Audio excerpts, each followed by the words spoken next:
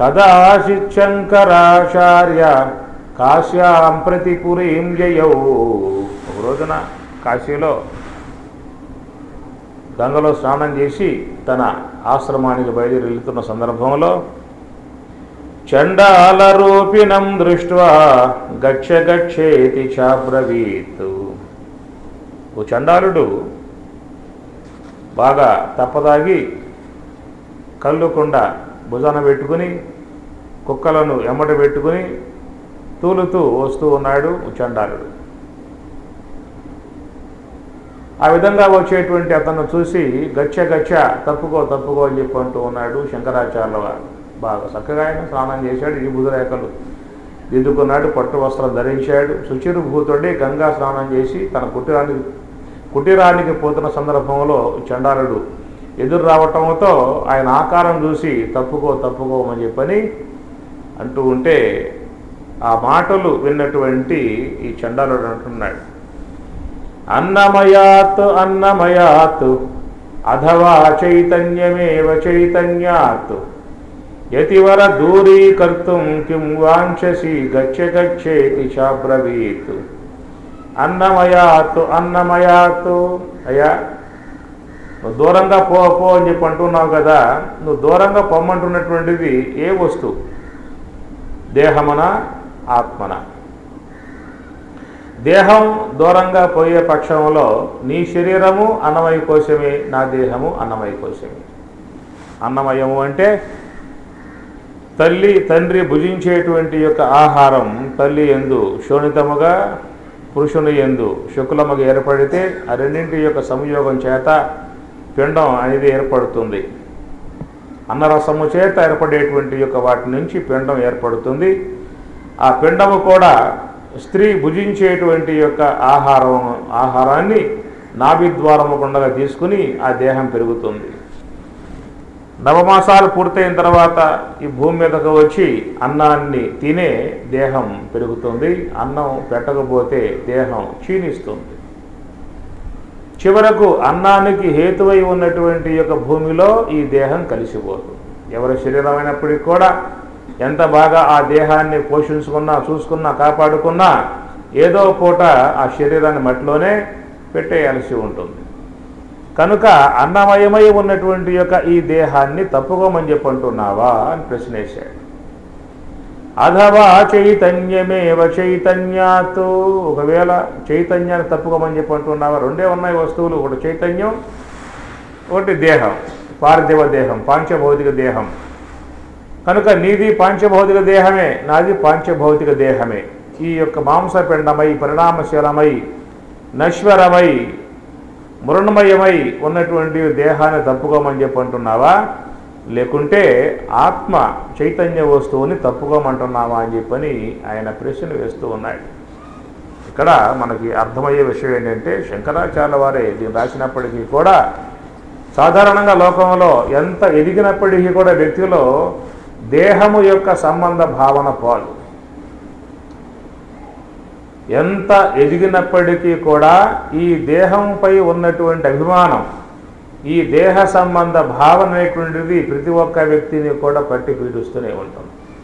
ఎంత అద్వైతాన్ని అధ్యయనం చేసినా, జ్ఞానాన్ని అధ్యయనం చేసినా, తాత్వికాంశం అధ్యయనం చేసినప్పటికీ కూడా మనిషిలో ఈ శరీరం యొక్క సంబంధ భ్రాంతి అనేటువంటిది గట్టిగా పట్టుకుని లోకంలో పోరాడుతూ ఉంటాడు. దేహాభిమానపాశేన చిరం బద్ధోసి పుత్రకః అన్నాడు. ఈ మాట దీంట్లో అష్టావక్ర గీతలో చెప్తాడు.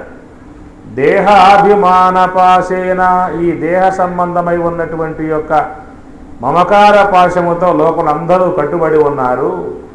జ్ఞాన ఖడ్గేన తన్నికృత్య సుఖీభవ, అలాంటి దేహం యొక్క అభిమాన సంబంధ భావాన్ని జ్ఞానము ద్వారా తొలగించుకొనవలసి ఉంటుంది అని చెప్పిన అంటాడు. మనం ఏ క్షేత్రానికి పోయినా స్వామి దగ్గరికి ఒక కాయ పట్టుకెళ్తాం. ఏమిటా కాయ? ఎవరు ఆలయానికి, అమ్మవారి ఆలయం కావచ్చు, అయ్యప్ప స్వామి ఆలయం కావచ్చు, రాముని ఆలయం కావచ్చు, ఏ ఆలయానికి పోతూ ఉన్నప్పటికీ కూడా మానవులు ఒక కాయ పట్టుకెళ్తారు. ఏమిటా కాయ? అది టెంకాయను పట్టుకెళ్ళి స్వామి దగ్గర కొడుతూ ఉంటారు. ఆ టెంకాయ మీద ముందు ఆ పైన ఉన్నటువంటి చర్మాన్ని తీసేస్తారు, లోన ఉన్నటువంటి పీసుని పీకేస్తారు. మొత్తం పీసు పీకరు, కొంచెం పీసు ఉంచుతారు.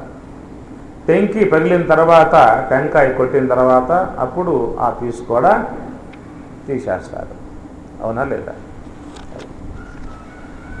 కాబట్టి ఆ యొక్క కొబ్బరికాయ మీద ఉన్నటువంటి పైన చర్మం ఉన్నదే అది దేహాభిమానము అన్నారు. సమస్త మానవులలో వ్యాప్తమై ఉన్నటువంటి దేహ సంబంధ అభిమానము.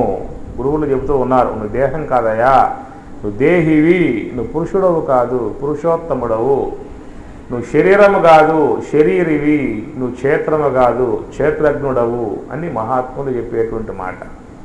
ఎంత చెప్పినప్పటికీ కూడా వ్యక్తులలో ఈ దేహము యొక్క సంబంధ భావన అనేది అంత తేలిగ్గా పోకుండా ఉంటుంది. కాబట్టి భగవంతుని సన్నిధికి పోవాలని చెప్పన్నట్లయితే, ఎట్లయితే ఆ యొక్క టెంకాయ మీద ఉన్నటువంటి చర్మాన్ని తీసివేస్తూ ఉన్నామో అట్లా దేహం యొక్క సంబంధ భావాన్ని తీసేయని చెప్పనంటారు. లోన ఉండేటువంటి యొక్క పీస్ అన్నమాట. ఏమిటా పీస్ అంటే మన మనస్సులో ఉన్నటువంటి ఆలోచనలు, కోరికలు ఇవన్నీ కూడా తీసేయాలి. సర్వ సంకల్ప సన్యాసి యోగారూఢ అంటుంది గీత. కనుక మనస్సులో ఉత్పన్నమయ్యేటువంటి సంకల్పాలని, కోరికలను కూడా తీసివేయగలిగితే ఆ లోన ఉన్నటువంటి ఆ పీసుకు లోపల ఉన్నటువంటి టెంకి బాగా ముదిరి ఉంటుంది. ఆ ముదిరి ఉన్నటువంటి యొక్క టెంకిని మనం దెబ్బల చేత పగలగొడతాం. అట్లా అనాదిగా చేరి ఉన్నటువంటి యొక్క మనలో అజ్ఞానం, అనాదిగా ఉంది అజ్ఞానం. ఈ అజ్ఞానాన్ని కూడా మహాత్ముల యొక్క జ్ఞాన బోధల చేత, జ్ఞాన దెబ్బల చేత మరి ఆ టెంకి పగలగలిగితే, అహంకారం అనే అజ్ఞానపూరితమై ఉన్న అహంకారం టెంకి పగలగలిగితే, నిరహంకారత్వాన్ని పొందగలిగితే, ఆ అహంకారానికి లోపల, జీవత్వమునకు లోపల, అజ్ఞానానికి అవతల ఉన్నటువంటి ఏ చైతన్యమైతే ఉన్నదో ఆ చైతన్య బ్రహ్మము ఎట్లా ఉంటుందంటే కొబ్బరిలాగా తెల్లగా ఉంటుంది. కొబ్బరి ఎట్లయితే తెల్లగా ఉంటుందో ఆ లోన ఉన్నటువంటి యొక్క ఆ జ్ఞాన ప్రకాశం, పరబ్రహ్మతత్వం కొబ్బరిలాగా తెల్లగా ఉంటుంది అన్నాడు. తర్వాత యోగ సమాధిలో పొందేటువంటి యొక్క మహనీయుల యొక్క ఆనందం ఎట్లా ఉంటుందంటే ఆ కొబ్బరి ఏ ప్రకారంగా తీయగా ఉంటుందో వారు పొందేటువంటి యొక్క ఆ బ్రహ్మానందము కూడా ఆనందదాయకమై ఉంటుంది అని చెప్పని అన్నారు. ఏ ప్రకారముగా ఆ టెంకి పగిలిన తర్వాత ఆ కొబ్బరి యొక్క లోపల ఉన్నటువంటి జలాన్ని మనం స్వీకరిస్తామో ఆ విధముగా ఆ యోగ సమాధిలో ఉన్నటువంటి వారు ఆ యోగామృతాన్ని తాగుతారు. కాబట్టి దాన్ని తీర్థము అని చెప్పని చెప్తారు. అందువల్ల ప్రతి ఒక్కరూ కూడా ఈ దేహం మీద ఉన్నటువంటి యొక్క వ్యామోహాన్ని తగ్గించుకొని మనస్సులో ఉన్నటువంటి యొక్క కోరికలను, ఆలోచనలను తీసివేసి తన లోపల ఉన్నటువంటి అహంకారాన్ని పగలగొట్టగలిగితే, అహంకారం తీసివేయగలిగితే ఆ తర్వాతనే వారు ఆత్మ యొక్క తత్వానుభవాన్ని పొందే అవకాశం ఏర్పడుతుంది. నిర్మమో నిరహంకార సహ శాంతిం అధిగచ్చతి. నిర్మమ నిరహంకార అంటుంది గీత. అందుచేత మన భారతీయులు ఒక చక్కటి అంశాన్ని మనకు ముందు ఉంచుతారు. టెంకాయ ద్వారా టెంకాయ కొడుతున్నాము అని చెప్పనంటే ఎన్నో టెంకలు పగులుతూ ఉన్నాయి, కానీ అహంకారం మాత్రం పగటం. అది పోవాలి. అహంకారాన్ని తీసివేసుకోవటమే ఆత్మతత్వానుభవాన్ని పొందటము అని చెప్పని అంటారు. అందుచేత ఇక్కడ ఓ శంకరాచార్య, నువ్వు తప్పుకోమని చెప్పి అంటున్నావు కదా, అన్నమయాత్ అన్నమయం అథవా చైతన్యమేవ చైతన్యాత్, చైతన్యం తప్పు కావాలా, దేహం తప్పు కావాలా అని ప్రశ్న వేశాడు. అనగా శంకరాచార్యుల వారు గురువు దగ్గర ఎంతో కాలం అద్వైత జ్ఞానాన్ని అధ్యయనం చేసి కూడా మరి ఆ యొక్క నేను బ్రాహ్మణుణ్ణి అనేటువంటి ఆ బ్రాహ్మణ సంబంధ కుల సంబంధ భావం పోక, ఆ దేహ సంబంధ భావం పోకపోవటం చేత మరి అట్టి ఆ మహనీయులకు ఆ దేహ సంబంధ భావాన్ని తీసివేసేటువంటి యొక్క ఉద్దేశంతోనేమో ఆ పరమశివుడే ఆ యొక్క చండలుని యొక్క ఆకారంలో వచ్చి జ్ఞానబోధ చేస్తూ ఉన్నాడు. ప్రత్యగ్వస్తుని నిస్తరంగ సహజానందావబోధాంబుదౌ విప్రోయం స్వపచోయమిత్యపి కోయం విభేద భ్రమః కిం గంగాంబుని బింబితేంబరమణవు చండాలవాటీపయః పూరేవాంతరమస్తి కాంచన ఘటీ మృత్కుంభయోర్వాంబరే ప్రత్యగ్వస్తుని నిస్తరంగ సహజానందావబోధాంబుదౌ. పరమాత్మ అని చెప్పనగా నిస్తరంగ సహజానందావబోధాంబుదౌ, నిస్తరంగా ఎలాంటి యొక్క అలలు లేకుండా ఉన్నటువంటి యొక్క ఆనంద సాగరం అన్నాయి. పరమాత్మ అని చెప్పనగా ఆనంద స్వరూపుడు. ఆనందమే పరమాత్మ యొక్క స్వరూపము అని చెప్పని అంటారు. ఆనందమయోభ్యాసాత్తు అంటుంది బ్రహ్మసూత్రం. భగవంతుడు అంటే ఎట్లా ఉంటాడంటే ఆనంద రూపుడు. ఆనందమే పరమాత్మ యొక్క స్వరూపము. లోకములో అందరూ కూడా మరి ఏం కోరతారు? ఆనందాన్ని కోరతారు. హాయిగా ఉండాలి, శాంతిగా ఉండాలి, సుఖంగా ఉండాలి అనేటువంటి అపేక్ష. ఏ దేవతని మనం కొలిసినా, ఏ క్షేత్రానికి పోయినా, ఏ యొక్క భగవంతుని సేవించినా ఏం కోరుకుంటాం? మేము ఎప్పుడూ కూడా ఆరోగ్యంగా ఉండాలి, మా ఇంటిల్లపాది ఆరోగ్యంగా ఉండాలి, ఆనందంగా ఉండాలి, సుఖశాంతులతో ఉండాలి అని కోరుకుంటారు. కానీ అశాంతిగా ఉండాలి, దుఃఖంతో ఉండాలి, బాధలతో ఉండాలి, ఏడుస్తూ ఉండాలి అని కోరుకుంటారా? ఇవన్నీ వద్దనుకున్నా వచ్చి పడుతూ ఉన్నాయి. అశాంతి కావాలని కోరుకుంటున్నామా? అది వచ్చి పడుతూ ఉన్నది. బాధలు మనం కోరుకుంటూ ఉన్నామా? వచ్చి పడతా ఉన్నాయి. దుఃఖం మనం కోరుకుంటూ ఉన్నామా? వచ్చి పడతా ఉన్నది. మనం వద్దనుకున్నా కూడా అవన్నీ కూడా మన మీదకి వచ్చి ఏమవుతున్నాయి? మనల్ని పట్టి పీడిస్తూ ఉన్నాయి. ఎందువల్ల? గత జన్మలో చేసుకున్నటువంటి కర్మ,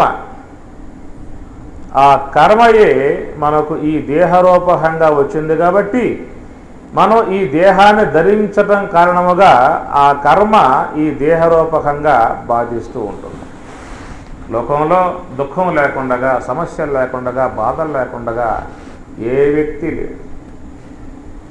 అనుకుంటారు వీరు, అయ్యా మేము పేదవాళ్ళం, మాకు ఆస్తిపాస్తులు లేవు, మాకు బాధలు ఉన్నాయి, సమస్యలు ఉన్నాయి, దుఃఖాలు ఉన్నాయి, వాళ్ళకి ఎన్నో లక్షల ఆస్తులు ఉన్నాయి, కాబట్టి వాళ్ళు శాంతిగా సుఖంగా ఉన్నారు అని చెప్పి అనుకుంటూ ఉంటారు. పోయి అడగండి వాళ్ళని, ఏం చెబుతారు? మిమ్మల్ని కూర్చోబెట్టి టిఫిన్ పెట్టి కాఫీ ఇచ్చిన తర్వాత, తిన్నాక తాగిన తర్వాత చెప్పడం ఆరంభం చేస్తారు. ఎన్ని బాధలు ఉన్నాయో, ఎన్ని సమస్యలు ఉన్నాయి. కాబట్టి లోకంలో సమస్యలు, బాధలు, దుఃఖములు లేకుండా ఏ ప్రాణి కూడా ఉండదు. ఎందువల్ల? గత జన్మలో చేసుకున్నటువంటి కర్మ వాసనలు, కర్మ సంచితము ఈ దేహరూపకంగా వచ్చింది. కాబట్టి దేహమును ధరించినటువంటి యొక్క ప్రతి ప్రాణి ఆ దేహము ద్వారా దుఃఖములే, వేదనలే, సమస్యలే, రోగములే, బాధలే పొందాల్సి ఉంటుంది. ఈ విధంగా ఉన్నటువంటి యొక్క ఈ ప్రాణి ఏం చేస్తారంటే, నా సుఖం కావాలి, శాంతి కావాలి, ఆనందం కావాలి అనేటువంటి యొక్క అపేక్షతో అనేక కార్యములు చేస్తూ ఉన్నాం, అనేక వస్తువులు సమకూర్చుకుంటూ ఉన్నాం, అనేక సిరి సంపదలని సమకూర్చుకుంటూ ఉన్నాం, శాంతిగా, సుఖంగా, ఆనందంగా ఉండటానికని చెప్పని. కానీ నువ్వు కోరేటువంటి యొక్క ఆ శాంతి, ఆనందం వస్తువుల ద్వారా రాదు, అది ఆత్మ ద్వారా రావాల్సి ఉంటుంది అన్నమాట. ఆత్మజ్ఞానం పొందినటువంటి యొక్క మహాత్ములు మాత్రమే శాశ్వత ఆనందాన్ని పొందగలుగుతారు. ఈ ప్రాపంచిక వస్తువుల ద్వారా పొందేటువంటి యొక్క సుఖము, శాంతి, ఆనందం అన్నీ కూడా క్షణిక మాత్రముగా ఉండేటువంటియే. అందుచేత పరమాత్మ అనేటువంటి యొక్క మాటకు మహాత్ములు చెప్పింది ఏమిటంటే ఆనంద రూపము. లోకంలో అందరూ కూడా ఆనందాన్నే కోరుతూ ఉన్నారు, అంటే పరమాత్మనే కోరుతూ ఉన్నారు.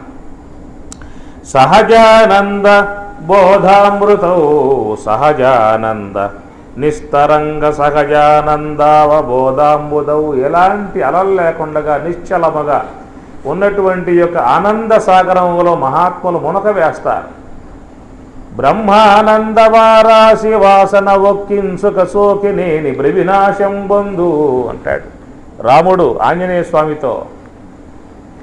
వనితానందన చందనాది విషయవ్రాతంబులన్ బొందు అంతంతకు చొక్కు నెమ్మనము బ్రహ్మానంద వారాసి వాసన ఒక్కింసుక సోకినేని బ్రవినాశం బొందు వనితానందన చందనాది విషయవ్రాతంబులన్ బొందు. లేచినప్పటి నుంచి పడుకోబోయేదాకా మన మనస్సట అనేకమైనటువంటి యొక్క వస్తువుల మీదకు పోతూ ఉంటుంది. దీంట్లో ఉంది ఆనందం, దాంట్లో ఉంది ఆనందం, దాంట్లో ఉంది ఆనందం అనేటువంటి యొక్క ఆనందాన్వేషణ. వివాహం చేసుకుంటే ఆనందమా, బిడ్డల కంటే ఆనందమా, డబ్బు సంపాదిస్తే ఆనందమా, క్షేత్రయాత్రలు చేస్తే ఆనందమా అనేటువంటి యొక్క విధానముగా ఆనందాన్ని అపేక్షించే లోకంలో వనితానందన చందనాది విషయ వ్రాతంబులన్ బొందు ఆ విషయాలలోకి పరిగెడుతూ ఉన్నారట. అలా పరిగెత్తేటువంటి యొక్క మనస్సట ఒక్కసారిగా గురుకృప ద్వారా హంసధ్యానము ద్వారా అంతర్ముఖం కాగలిగితే అట బ్రహ్మానంద వారాసి వాసన ఒక్కింసుక సోకినేని బ్రవినాశం బొందు. ఒక్కసారిగా అనేకమైనటువంటి యొక్క ప్రాపంచిక వస్తువుల్లోకి పోయి ఆనందాన్ని అపేక్షించి పోయేటువంటి మనస్సట అంతర్ముఖమై యోగము ద్వారా హంసధ్యానము ద్వారా అంతర్ముఖమై ఆ యోగ సమాధిలో ఉన్నటువంటి యొక్క బ్రహ్మానందాన్ని పొందగలిగితే అట బ్రవినాశం బొందు అన్నాడు. ఎట్లా అంటే నానాద్రుపుష్పనటద్భృంగము ప్రసవ సంస్పర్శాత్రి కూలుంగతిన్. ఒక తుమ్మెద మకరందాన్ని అపేక్షించిపోయేటువంటి యొక్క తుమ్మెద అనేక పుష్పాల మీద వాలి వాలి వాలి మకరందాన్ని గ్రోలుతూ ఉంటుంది. అలాంటి ఆ తుమ్మెదట ఆ సంపెంగ పుష్పంపై వాలిందా అంటే ఆ సంపెంగ పుష్పంలో ఉన్నటువంటి యొక్క ఆ మధువుకి బాగా మత్తు బారిపోయి బాగా తాగి ఆ తుమ్మెద ఆ సంపెంగ పుష్పంలోనే అట్లాగే సోలిపోతుందట, ఇంకో పువ్వు మీదకి పోదేక. అట్లా ఈ ప్రాపంచిక విషయాలలో సంచరించేటువంటి యొక్క మనస్సు కూడా అట ఒక్కసారిగా ఆ యొక్క బ్రహ్మానంద వారాసి వాసన ఒక్కింసుక సోకినేని ఆ యోగ సమాధి ద్వారా ఆ బ్రహ్మానందాన్ని పొందగలిగితే అట మనస్సు మళ్ళా బయటికి వచ్చేందుకు అది ఉపకరణిస్తుందని చెప్పి అంటాడు. చూడండి, మీరు కూడా బాగా పనులు చేసి అలసిపోతారు. ఒకప్పుడు అలసిపోయి సోలిపోయి నిద్రపోతారు. ఏ సుషుప్తి అవస్థకు వెళ్ళిపోతారు, గాఢ సుషుప్తికి వెళ్ళిపోతారు. ఆ నిద్రలో ఆ గాఢ సుషుప్తిలో ఆత్మతో ప్రగాఢముగా మీరు లీనమైపోయి ఉన్నప్పుడు ఎవరైనా లేపితే మీకు ఎట్లా ఉంటుంది? బాధగా ఉంటుంది. ఎందుకంటే ఆ మనస్సు అనేది ఆ స్వప్న ప్రపంచం కూడా దాటి యోగ సమాధి లాంటి నిద్రా సమాధిలోకి పయనించి ఆ నిద్రలో ఏ ఒక్క ఆత్మ అయితే ఉన్నదో ఆత్మతో విలీనమై ఉన్నటువంటి ఆనందాన్ని పొందేట సందర్భంలో లేవటానికి ఎవరు కూడా మనస్సు బయటికి రాదు. అట్లాగా యోగ సమాధి ద్వారా పొందేటువంటి యొక్క మహాత్ముల యొక్క ఆనందం కూడాట ఆ విధంగా మనసు అనేటువంటి యొక్క వస్తువు లోపల సొక్కిపోతుంది అని చెప్పని అంటాడు సీతారామాంజనేయులు రామచంద్రమూర్తి. నిస్తరంగ సహజ ఆనందావబోధాంబుదౌ. ఆ సహజ ఆనంద బోధ అమృతం అయినటువంటి యొక్క బ్రహ్మానందాన్ని పొందాలని చెప్పి అన్నట్లయితే ఇక్కడ చెబుతూ ఉన్నాడు ప్రత్యేక్ వస్తుని అన్నాడు. ఆ బ్రహ్మమట ఆనందాత్మికమై ఉన్నటువంటి యొక్క ఆ బ్రహ్మము ప్రత్యక్కు వస్తుని. ప్రత్యక్కు అని చెప్పనంటే అంతర్ముఖ వృత్తికి విషయం ప్రత్యక్కు, బహిర్ముఖ వృత్తికి విషయం పరాక్ అంట. బహిర్ముఖము అంటే మన మనస్సు ఇంద్రియముల ద్వారా విషయాల్లోకి పోవటాన్ని బహిర్ముఖము అంటారు. శ్రోత్రం చక్షు స్పర్శనంచ రసనం ఘ్రాణం ఏవచ. ఇంద్రియముల కొండగా బయటికి పోతుంది.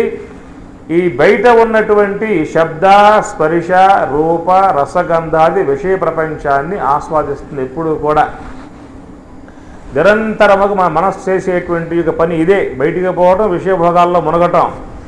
దీన్ని బహిర్ముఖము అని చెప్పి అన్నారు. అంతర్ముఖము అంటే ఈ ఇంద్రియముల యొక్క సంబంధము లేకుండా మనస్సుని సంకల్పాల నుండి వేరు చేసి చక్కగా అంతర్ముఖం అనగా హంస మార్గము ద్వారా ఆత్మ యొక్క తత్వానుభవాన్ని పొందటానికై చేసేటువంటి ప్రయత్నాన్ని అంతర్ముఖము అంటారు. దాన్నే ప్రత్యక్ అంటాడు ఇక్కడ శంకరాచార్యుల వారు. ప్రత్యక్ అంటే అంతర్ముఖ వృత్తికి విషయం, ప్రత్యక్ బహిర్ముఖ వృత్తికి విషయం పరాక్ అన్నమాట. అందువల్ల మనసు అనేటువంటి యొక్క వస్తువు బయటికి పోగలదు, లోపలికి పోగలదు. బయటికి పోతే అశాంతి, లోపలికి పోతే శాంతి. బయటికి పోతే బంధం, లోపలికి పోతే మోక్షం. ఈ మాట పరమాత్మ 18 అధ్యాయాలు అంటాడు. ప్రవృత్తించ నివృత్తించ బంధం మోక్షం, ప్రవృత్తించ బంధం నివృత్తించ మోక్షం అన్నాడు. బయటికి పోతే బంధము అన్నాడు, లోనికి పోతే మోక్షము అంటాడు. మోక్షం అంటే ఏమిటి? ఆత్మ యొక్క అనుభవాన్ని పొందడమే మోక్షం. ప్రత్యగ్వస్తుని నిస్తరంగ సహజానందావబోధాంబుదౌ విప్రోయం స్వపశోయమిత్యపి కోయం విభేద భ్రమ. ఏమయ్యా శంకరాచార్య, సమస్త విశ్వమంతా కూడా ఆ పరమాత్మయే వ్యాపకమై ఉన్నాడు. అన్ని పదార్థములలో ఆ బ్రహ్మమే వ్యాపకమై ఉన్నది. వస్తువులు వేరువేరుగా ఉండవచ్చు, ఆ వస్తువులలో ఉన్నటువంటి చైతన్యం మాత్రం ఒకటే. ఘటాకాశము అన్నాం, మేఘాకాశము అన్నాం, గృహాకాశము అన్నాం, మఠాకాశము అంటారు. మఠం బట్టి మఠాకాశం అన్నారు, గృహాన్ని బట్టి గృహాకాశము అన్నారు, ఘటాన్ని బట్టి ఘటాకాశం అంటారు, మేఘాన్ని బట్టి మేఘాకాశము అంటారు. ఇన్నున్నాయి ఆకాశాలు, ఒకే ఆకాశం. ఘట ఉపాధిని బట్టి ఘటాకాశం అన్నాం, మఠ ఉపాధిని బట్టి మఠాకాశం అన్నాం, గృహ ఉపాధిని బట్టి గృహాకాశం అన్నాం. గృహం పడగొట్టండి, మహాకాశమే ఉంటుంది. ఘటం విచ్ఛిన్నం చేయండి, మహాకాశమే ఉంటుంది. కాబట్టి ఉపాధులు తొలగిస్తే ఉండేది ఒకే ఒక్క ఆకాశం, అది మహాకాశము అంటారు.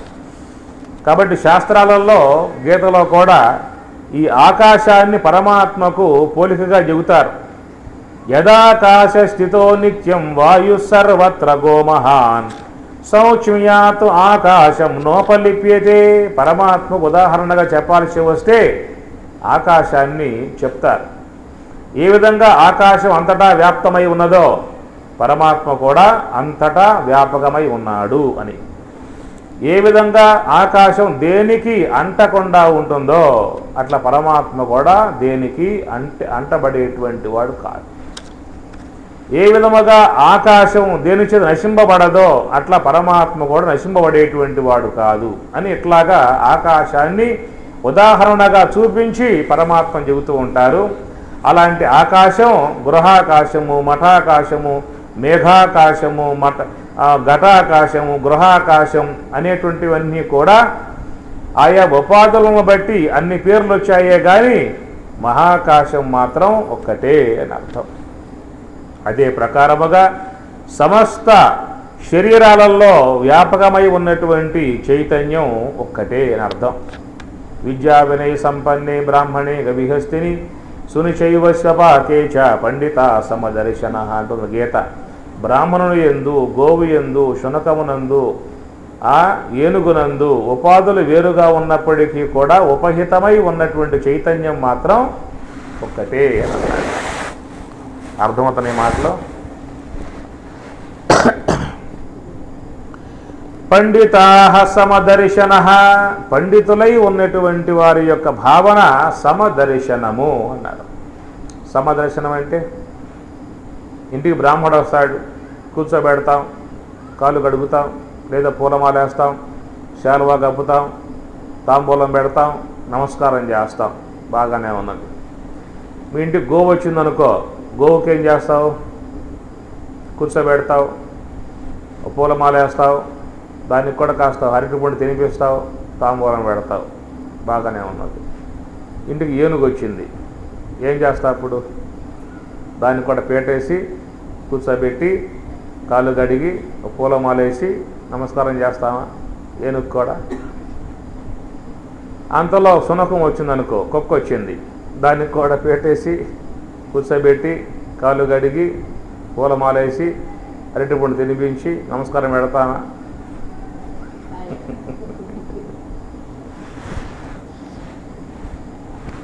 విద్యా వినయ సంపన్నే బ్రాహ్మణే గవిహస్తిని సునిశైవ స్వపాకేశ పండిత సమదర్శన. అట్లా చూస్తేనే సమదర్శనుడు అని చెప్పని అంటారు. ఎట్లా చూస్తే బ్రాహ్మణుడికి పూజ చేశావు, గోవుకి పూజ చేశావు, ఏనుగుకి పూజ చేశావు, కుక్కకు కూడా బ్రాహ్మణకం చేస్తామండి, గోవు అంటే సాధువు కాబట్టి చేస్తాం, ఏనుగుకి ఎట్లా చేస్తాం, ఈడ్చి కొడితే ఏనుగు మా పనేం కావాలి అని మీకు సందేహం కలగవచ్చు. కాబట్టి ఆ శ్లోకంలో చెప్పింది ఏమిటంటే అది అట్లా చేయమని చెప్పి అర్థం కాదు. అయ్యా, మానవ దేహమన్నా, పశు దేహమన్నా, పక్షి దేహమైనా, చునక దేహమైనా, ఏనుగు దేహమైనా, గోవు దేహమైనా, చండాలుని దేహమైనా, ఈ శరీరములు అనేటువంటి వేరువేరుగా ఉన్నాయే కానీ ఆ శరీరములలో ఉన్నటువంటి చైతన్యం మాత్రం ఒక్కటే. ఆ చైతన్యాన్ని మాత్రమే వీక్షించమని చెప్పి అర్థం. శరీరములు వేరువేరుగా ఉన్నప్పటికీ కూడా లోన ఉన్నటువంటి చైతన్యం ఒక్కటే అంట. ఎలా అని చెప్పనంటే, ఇప్పుడు పూలమాల అని చెప్పని అంటాం. ఆ పూలమాలలో గులాబీ పూలు, చామంతి పూలు, మల్లె పూలు, అనేక రకాలైనటువంటి పూలు ఉంటాయి. తెల్ల పూలు, నల్ల పూలు, ఎర్ర పూలు, రకరకాలు ఉంటాయి అన్నమాట. దారం మాత్రం దారం ఒక్కటే. కాబట్టి దారం యొక్క ఆధారముతో ఈ పూలన్నీ ఉన్నాయన్నమాట. కాబట్టి విడివిడిగా ఉన్నటువంటి యొక్క పూలకు మాలత్వం సిద్ధించిందంటే కారణం ఏమిటి? ఆ దారం ఉండబట్టి. దారం లేకపోతే అన్ని విడివిడిగా పూలు పూలుగా ఉంటాయి.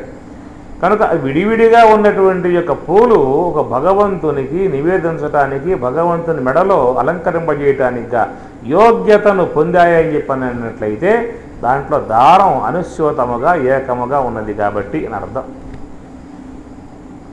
అట్లా అనేక రకాలుగా పూలు ఉన్నప్పటికీ కూడా ఎట్లా దారం ఒకటే ఉన్నదో సూత్రాత్మ కూడా, పరమాత్మ కూడా ఈ లోకంలో శరీరములు శునక దేహము, గార్ధవ దేహము, కుక్కుడ దేహము, మానవ దేహము రకరకాలుగా ఉన్నప్పటికీ కూడా ఓ చైతన్యం మాత్రం ఒకటే ఉందయా. కాబట్టి ఆ చైతన్య స్వరూపాన్ని వీక్షించగలిగితే అది పండితాహ సమదర్శన. ఆ పూలలో, ఆ యొక్క మాలలో పూలు వాడిపోతాయి, దారం మాత్రం వాడిపోదు. అట్లా ఈ శరీరాలు కూడా వాడిపోయేటువంటివే. ఆ చైతన్యం అనేటువంటి యొక్క వస్తువు మాత్రం అది వాడిపోయేది కాదు. అందుచేత ఆ చైతన్య బ్రహ్మతత్వాన్ని వీక్షించగలిగేటువంటి యొక్క భావన ఉన్నటువంటి యొక్క వారిని పండితాః సమదర్శనః అన్నాడు. విప్రోయం స్వపశోయమిత్యపికోయం విభేద భ్రమః. ఏమయ్యా, ఇంత శాస్త్రాధ్యయనం చేశావు, అద్వైత ప్రచారం చేశావు, ప్రస్థానత్రయ భాష్యం రాశావు, ఇంత చేసినటువంటి యొక్క నీకు నేను బ్రాహ్మణుణ్ణి, ఈయన చండాలుడే అనేటువంటి యొక్క ఈ భేద సంబంధ భ్రాంతి నీకెట్లా వచ్చింది అని ప్రశ్న వేస్తున్నాడు. విప్రోయం, విప్ర అంటే బ్రాహ్మణుడు, స్వపచోయం, స్వపచ అంటే చండాలుడు. ఇలాంటి యొక్క భేద భ్రాంతి అన్నారు. లోకంలో మానవులకు పంచభ్రాంతులు ఉంటాయి. పంచభ్రాంతులు చెప్పారు. కర్తృత్వ భోక్తృత్వ భ్రాంతి, వికార భ్రాంతి, జగత్ సత్యత్వ భ్రాంతి, సంఘ భ్రాంతి అని ఇట్లా పంచభ్రాంతులలో లోకంలో మానవులు సంచారం చేస్తూ ఉంటారట. విప్రోయం స్వపశోయమిత్యపికోయం విభేద భ్రమః కిం గంగాంబుని బింబితేంబరమణవు చండాల చండాలవాపి చండాలవాటి పయ. సూర్య భగవానుడు అని ప్రతిఫలిస్తాడు. ఎక్కడ? గంగాంబుని, గంగలోనూ ప్రతిఫలిస్తాడు, చండాలుని యొక్క ఆ తొట్లలో కూడా ప్రతిఫలిస్తాడు. గంగలో ప్రతిఫలిస్తే ఆ గంగ యొక్క పవిత్రత ఆయనకేం చేరేది లేదు. ఒకవేళ మురుగు కాలవల్లో ప్రతిబింబిస్తే ఆ మురుగు కాలవల యొక్క నీచత్వం ఆయన్నేం చేరదు. ఎవరిని? సూర్య భగవానుణ్ణి.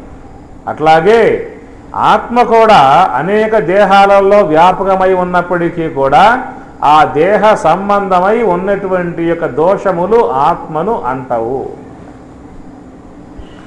ఈ విధంగా ఆ చండాలుడుగా ఉన్నటువంటి యొక్క ఆ పరమశివుడు చెప్పగా శంకరాచార్యుల వారికి జ్ఞానోదయం కలిగి అంటూ ఉన్నాడు. జాగ్రత్ స్వప్న సుషిప్తిషు స్ఫుటతరాయాసం విదుజృంభతే యా బ్రహ్మాది పిపీలికాంతతనుష ప్రోత జగత్సాక్షిని సైవాహం నచ దృశ్య వస్తువితి దృఢ ప్రజ్ఞా హి యస్యాస్తి చేత్ చండాలోస్తు సతుద్విజోస్తు గురురిత్యేషా మనీషా మమ. గురురిత్యేషా మనీషా మమ. అయా ఈ విధముగా ఎంత శాస్త్రాధ్యయనం చేసినా జ్ఞానాధ్యయనం చేసినా నాలో ఇంకా నేను బ్రాహ్మణుణ్ణి అనేటువంటి యొక్క బ్రాహ్మణ సంబంధ కుల సంబంధ భావం పోక, ఈ దేహ సంబంధం భావం పోక ఉన్నటువంటి యొక్క నాకు మరి ఈనాడు చక్కటి జ్ఞానోదయం కలగజేశారు. అందుచేత చండాల అస్తు ద్విజ అస్తు, నువ్వు చండాలుడవో దీని నాకు అవసరం లేదు, గురురిత్యేష మనీష మమ, నీవు నా గురువే అని చెప్పేసి అనే భావంతో శంకరాచార్యుల వారు ఆయన కాళ్ళ మీద పడి నమస్కారం చేసి అంటూ ఉన్నాడు. జాగ్రత్ స్వప్న సుషిప్తిషు స్ఫుటతరాయ సంవిదుజృంభతే. జాగ్రత్త, స్వప్న, సుషిప్తి అన్నాడు. ఈ మూడిని ఏమంటారు? మూడు అవస్థలు అన్నమాట. జాగ్రత్త అవస్థ, స్వప్నావస్థ, సుషిప్తి అవస్థ. ఈ మూడు ఎట్లా వస్తాయి మనకి? మూడు దేహాలను బట్టి వస్తాయి.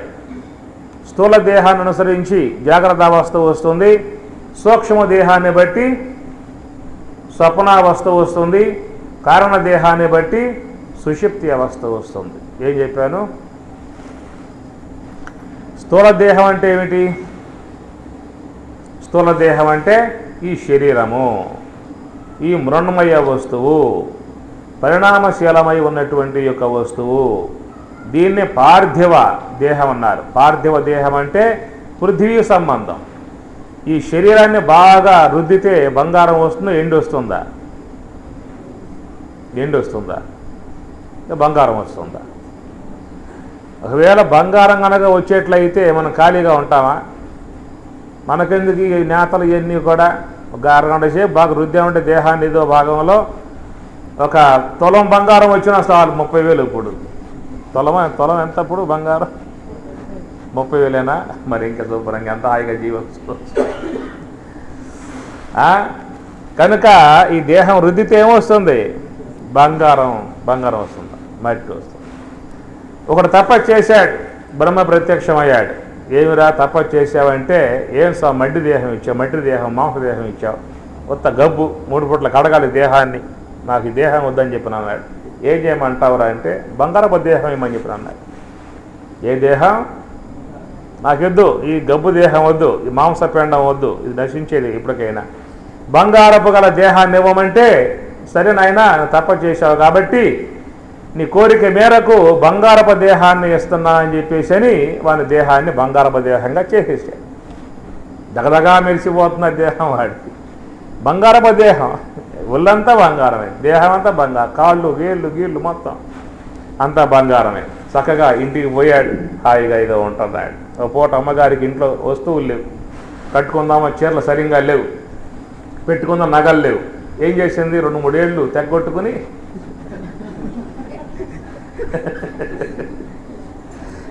బంగారం షాపుకు పోయి అమ్మేసుకుందా పని. అది కావాల్సిన మొత్తం వచ్చేసింది. వీడు చూశాడు ఎంత ప్రమాదం. ఇప్పుడు ఏళ్ళు తెగొట్టింది, పీక తెగ్గొస్తే నా గత్యం కావాలి అనుకొని అక్కడి నుంచి ఇంట్లో ఉంటే భయం అయిపోయి, వాడికి భార్య భయం అయిపోయి చక్కగా పారిపోయాడు. పారిపోతే దొంగలు పట్టుకున్నారు. దొంగలు పట్టుకుని లూటీ చేశారు ఆ దేశంలో. ఎంత దోసుకోవాలో అంత దోసేసుకుని వదిలిపెట్టేస్తే వాడు మూలుగుతూ ఆసుపత్రిలో పోయి పడ్డాడు. పోతే కొన్ని అవయవాలు కాజేశాడు. ఈ విధంగా వాడి అవస్థ దుర్భరం అయిపోయిందనమాట. ఏడకు పోదామన్నా భయం అయిపోయాయి. కాలు పీకేస్తారు, ఏలి పీకేస్తారు, తలకాయ తీసేస్తారు, అర్థంగా. చివరికి మళ్ళా తపస్సు చేసి బ్రహ్మ ప్రత్యక్షం అయితే, నాకు ఈ దేహం వద్దయ్యా, ఆ మట్టి దేహాన్ని బతికిపోతా అని చెప్పి అన్నాడు. కనుక మనందరం కూడా పార్థులం, పృథివీమాత బిడ్డలం అన్నమాట. బ్రహ్మదేవుడు అడిగాట పృథ్వీమాతనే, అమ్మ నాకు కొంచెం మట్టి కావాలి అని చెప్పన్నాట. ఏం చేసుకుంటావురా మట్టి అని చెప్పానంటే, నాకు ఏమి ఊసిపోవటం లేదు, బొమ్మలు చేసుకోవాలి, నేను మట్టి బొమ్మలు చేసుకోవాలి, కనుక మట్టి నాకు ఇవ్వమని చెప్పానంటే, అప్పుడు చెప్పింది ఆ భూమాత, అట్లాగే ఇస్తానురా, అయితే నా మట్టి నాకు వాపస్ ఇవ్వాలి, నా మట్టి నాకు మళ్ళా వాపస్ ఇచ్చేయాలి అని చెప్పింది అన్నమాట.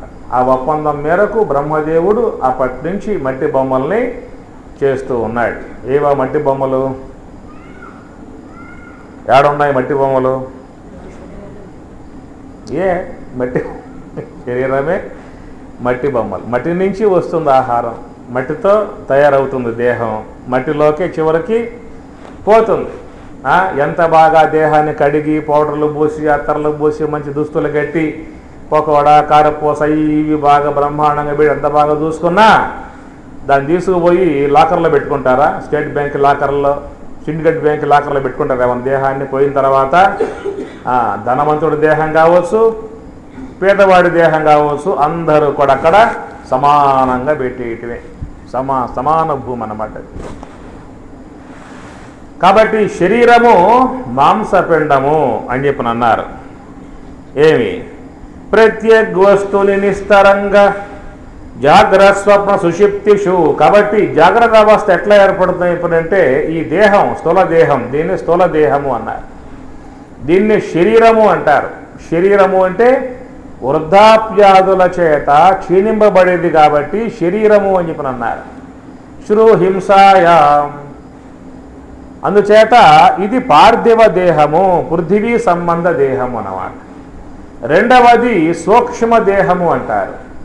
మూడవ దాన్ని ఏమంటారు? కారణదేహము అంటారు. స్థూల సూక్ష్మములు రెండు కలుగుటకు మూలమగు అజ్ఞానము లీల కారణమాయను జీవులకు నాలోన నారాయణ.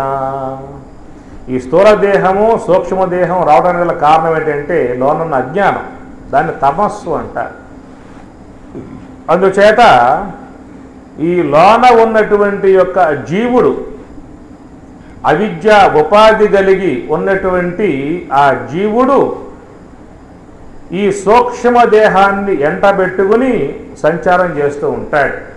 ఇదంతా మనకైతే చెప్పేది, ఎక్కడో అని పనుకో మాట్లాడండి.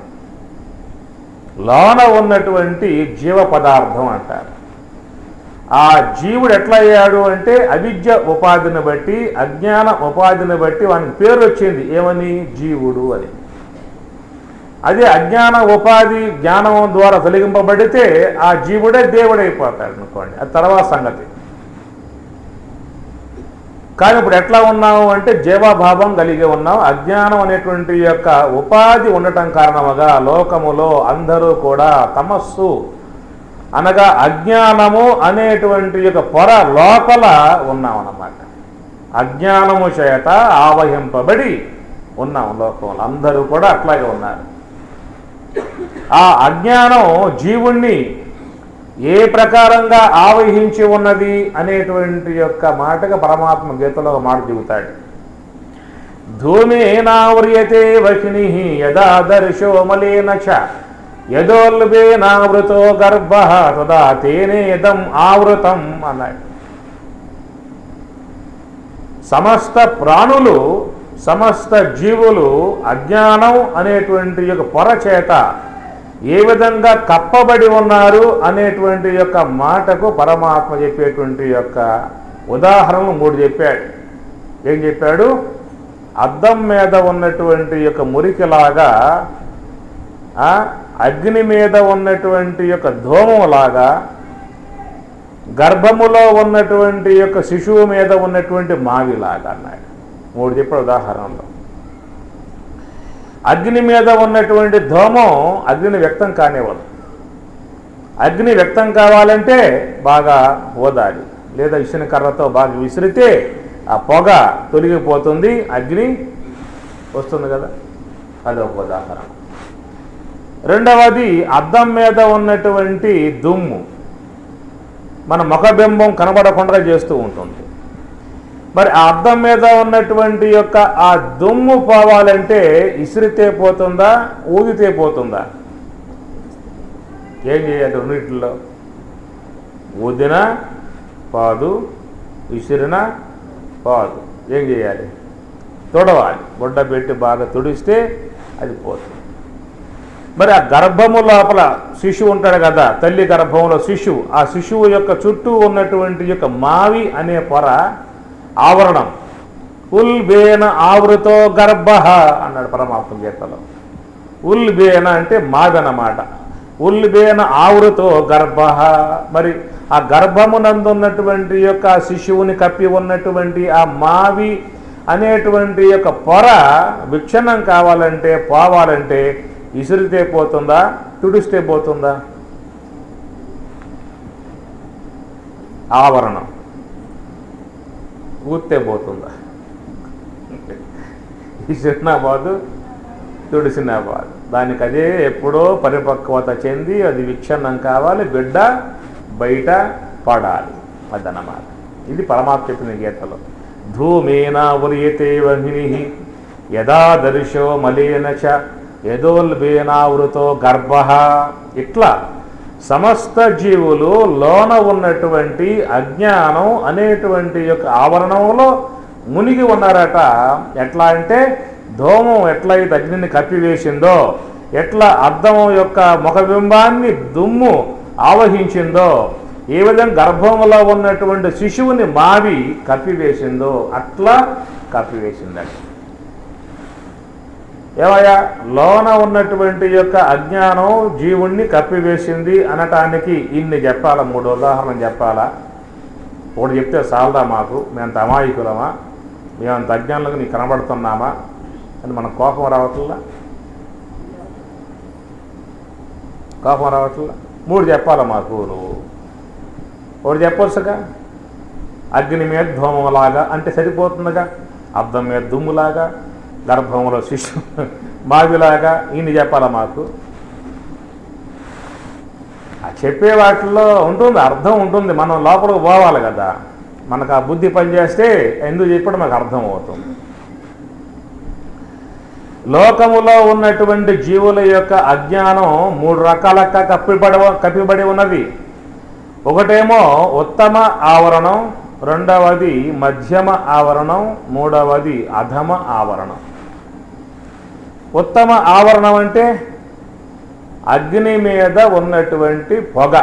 ధూమం అంటే పొగ అన్నమాట. అది ఊదితే విసిరితే పోతుంది, సులభంగా పోతుంది అన్నమాట. అద్దం మీద ఉన్న దుమ్ము కొంచెం కష్టంతో పోతుంది. ఆ మావి అది అతి కష్టం మీద పోతుంది. అది అంత తేలిక పోయేది కాదండి అన్నమాట. అనగా లోకములో కొంతమంది జీవులు ఉత్తమ ఆవరణం కలిగి ఉంటారన్నమాట. పుట్టుకతోనే వారికి ఆ సంస్కారం వచ్చి చిన్నతనంలోనే చక్కగా సాధన చేసి తమ అజ్ఞానాన్ని పోగొట్టుకుని ఆత్మజ్ఞానాన్ని పొందుతారు. ఎలా? రమణ భగవానుల్లాగా, వివేకానందలాగా, తోతాపురిలాగా, లక్ష్మణారుల్లాగా, మలయాళ స్వాముల వారిలాగా, ధ్రువుల్లాగా, ప్రహ్లాదుల్లాగా చిన్నప్పుడే వచ్చేసింది జ్ఞానం వాళ్ళకి. అనగా గత జన్మలలో చేసినటువంటి యొక్క ఆ సంస్కారం వాళ్లకు తోడై ఉండి వాళ్ళు పుట్టుకతోనే సంస్కారవంతులుగా, సాత్వికవంతులుగా, దైవ భావన గలవారుగా, గురువు పట్ల భక్తి గలవారుగా, శాస్త్రం పట్ల విశ్వాసం గలవారుగా చిన్నప్పటి నుంచి ఆ సంస్కారం వచ్చేస్తుంది వాళ్ళకి. చిన్నతనంలోనే ఆ సాధన చేసి ఆత్మతత్వానుభవాన్ని పొంది తరిస్తారు వాళ్ళు. అది ఉత్తమ ఆవరణం అన్నారు. రెండవది మధ్యమ ఆవరణం. ఏదది? అద్దం మీద ఉన్న మురికి అన్నమాట. అది ఎప్పుడు ఎట్లా పోతుంది? చూడవాలి, గొడ్డేసి చూడాలన్నమాట. అట్లా ఈ మధ్యమ ఆవరణం గలవారట చిన్నప్పుడే రాదు, కొంతకాలం నడవాలి. మాంగళ్యం తంతునానేన మమ జీవన హేతున కంఠే బద్నామి శుభగే సంజీవ శరధాం శతం. ఇప్పుడు నాకు చెప్పారా మంత్రం? మీరు విన్నారా మంత్రం? ఎప్పుడు విన్నారు?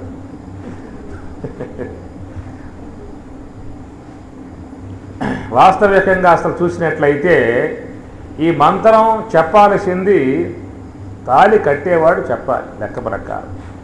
ఎవరైతే ఆ తాళి బొట్టు కడుతూ ఉంటాడో ఆయన చెప్పాలి, కట్టేదొకడు చెప్పేదొకడు. అర్థం తెలియకపోవటం వల్ల అయ్యగారు బతికిపోయాడు, కానీ అర్థం తెలిసిందనుకో వీడు కొట్టేస్తాడు అయ్యగారిని. ఏమయ్యా ఇట్లా నువ్వు అంటావు నేను కడతంటే అని చెప్పి కొట్టేస్తాడు. లేకపోతే అర్థం తెలియకపోవడంలో కూడా అయ్యగారు బతికిపోయాడు. అనేన తంతున ఈ దారముల చేత ఉన్నటువంటి యొక్క ఈ మాంగళ్యమును మమ జీవన హేతున కంఠే బద్నామి. మమ జీవన హేతున కడుతుంది ఎవరి కోసం? మమ నా జీవనం కోసంగా, నా జీవితానికి ఆధారంగా ఉండటానికి, 2 పూట్ల వండి పెట్టడానికి, సేవలు చేయటానికి, తోడు నీడగా ఉండటానికి, కలిసి జీవనం చేయటానికి మమ జీవన హేతున నా జీవితం యొక్క ఆధారం కోసంగా నేను కడుతూ ఉన్నా అని అర్థం అదనమాట. కానీ ఇక్కడ అర్థం ఏమొచ్చింది? ఇక్కడ కడుతూ ఉన్నాడు, ఆయన ఏమంటాడు బ్రాహ్మణ అయ్యవారు, మమ జీవన హేతున కంటే. అరే నీ జీవనం కోసం నేను కట్టడం లేదు, కట్టేది నా జీవనం కోసం నేను కట్టుకుంటూ ఉన్నాను. నువ్వెంటావంటే ఆ మాట అని చెప్పి అండవాడు తెలిసినట్టు అర్థం మెరిస్తే. అర్థం తెలియకపోవటం వల్ల ఇది ముసుగులో గుర్తులాటనట్లు జరిగిపోతా ఉందన్నమాట. మమ జీవన హేతున కంఠే బద్నాను శుభగే సంజీవ శరధాం శతం అని మంత్రం చెప్తారు. అట్లా ఇంటికి భార్య అమ్మగారు వచ్చేస్తుంది, 3 నాళ్ళ ముచ్చట అయిపోతుంది, 3 ముళ్ళతో 3 నాళ్ళ ముచ్చట అయిపోతుంది. ఆ తర్వాత పిల్ల జల్ల గొడ్డు గోద తట్ట బుట్ట మొత్తం చేరతాయి, సంసారం పైన పడుతుంది. దాన్ని ఏకలేక పీకలేక ఈదలేక నానావసరం పడుతూ ఉంటారు. అప్పుడు వైరాగ్యం వస్తుంది వీడికి. ఎక్కడ గురువు, ఎక్కడ ఆశ్రమం, ఎక్కడ దైవం? ఈ బాధలు పడలేక, ఈ వేదన పడలేక, మానసిక ఒత్తిళ్ళు పడలేక, అటు సావలేక, బతకలేక, తలకాయ తిప్పుకోలేక, ఆ విధంగా అప్పుడు వైరాగ్యం కలిగి గురువులను ఆశ్రయించి ఏ తత్వజ్ఞానం ఏదో ఆర్జించి ఆ రూపకంగా గురు కృపతో మనశ్శాంతిని, ఆనందాన్ని, సుఖమయ జీవితాన్ని పొందే విధానం ఏర్పడుతుంది. అది ఏది అద్దం మీద మురికిలాగా తుడుచుకునే వ్యవహారం అన్నమాట. ఇక మూడోది ఏమిటి? ఉల్బేన ఆవృతో గర్భ. ఆ గర్భంలో ఉన్న శిశువు అన్నమాట. వాడు అంత తేలిక బయటపడేవాడు కాదు. అట్లా చాలామందిలో అజ్ఞానం దట్టంగా పట్టేసి వాళ్ళని ఎటు పోనివ్వకుండా నాస్తికుడుగా చేసేస్తుంది. అజ్ఞానం లోపల దట్టంగా పట్టి ఉన్నటువంటి యొక్క అజ్ఞానం అన్నాడు దాన్ని. అచ్చపు చీకటిన్బడి గృహవ్రతులై విషయ ప్రవిష్టులై చచ్చుచుబుట్టు చన్మరల చెరివిట చెరివినులైన వారికి ఇంజక్షర పుట్టునే పరులు చెప్పిననైన నిజేక్షనైన కానలకు ఏగిననైన హరిప్రబోధముల్ అంటుంది భాగవతం. అచ్చపు చీకటిన్బడి, అచ్చపు చీకటి. ఆ విధంగా చీకటిలో అంధకారంలో మునిగిపోయేవాడు ఎలాంటి యొక్క ఆస్తిక భావం, గురువు పట్ల విశ్వాసం, శాస్త్రం పట్ల విశ్వాసం, భగవంతుని పట్ల విశ్వాసం లేక కేవలం తినటం తాగటం తిరగటం, తినటం తాగటం తిరగటం. వాడు పరమాత్మ లేడు, ఆత్మ లేదు, దైవం లేదు, ధ్యానం లేదు, జపం లేదు, ఏం ఉండదేక. తిన్నావా, పడుకున్నావా, లేచావా, భోగించావా, ఇట్లా కేవలం ఒక జీవులు పశుప్రాయంగా, లోకంలో మృగప్రాయంగా జీవితాలను జీవించుకుంటూ చివరికి మృత్యుగుహలోకి ప్రవేశిస్తూ ఉన్నారు. ఏదైనా మనం జీవితంలో కొంతను సంపాదించుకోవాలి. మనం ఈ స్థూల దేహానికి సంబంధించి ఉన్నటువంటి యొక్క సంపదలను సంపాదించుకుంటున్నామే కానీ మన వెమ్మటే వచ్చేటువంటి యొక్క సంపద ఏదైనా మనం జీవితంలో సంపాదించుకుంటూ ఉన్నామా? ఏం చెప్పాను చెప్పండి. ఏం చెప్పాను ఇప్పుడు చెప్పింది ఏం చెప్పండి.